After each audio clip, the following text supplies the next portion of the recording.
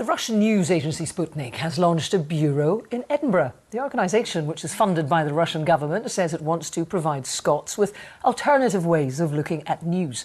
But critics say it's propaganda for the Kremlin. Our political correspondent Nick Earley has more.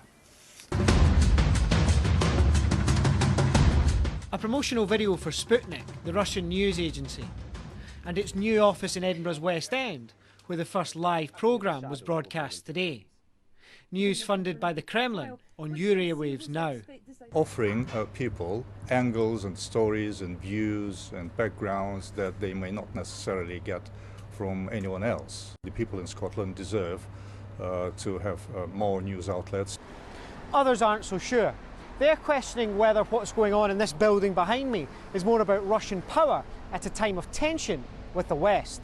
What this isn't is a normal radio station, a normal broadcast outlet in the way that you'd be used to BBC Radio Scotland or Clyde. This is something quite different. This is a propaganda machine for another country operating within our own borders. Critics say state-funded Russian media is guilty of spreading conspiracy theories. They point to stories like this one. It suggests the timing of the killing of Labour MP Joe Cox was convenient for the Remain side in the EU referendum campaign.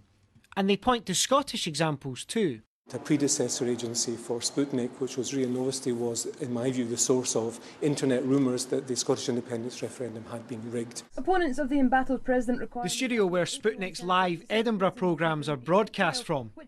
Equipment like this costs money. We produce content here as a British company and sell it to Sputnik International. So the money we get from Sputnik, we don't get from the Russian government. We get it from sales of content. Which is funded by the Russian government. Yes, but it's not funded by the Russian government, it's funded out of the budget. The UK government's looking to invest in BBC content in Eastern Europe as a counter. Some argue that's no different to what Russian media is doing here.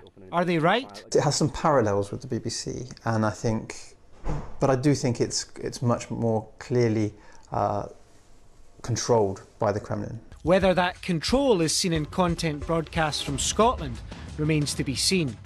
Nick Earley, reporting Scotland in Edinburgh.